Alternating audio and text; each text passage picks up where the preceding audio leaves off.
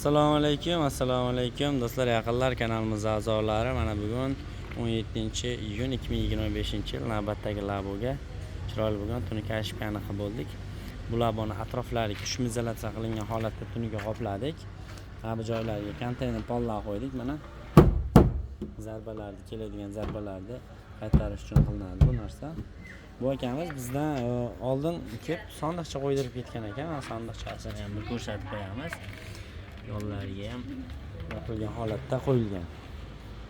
Poliga mana shunaqa rezinkalar bor, uloqsiz listlari bor. Tepasiga ham bagajlari bor.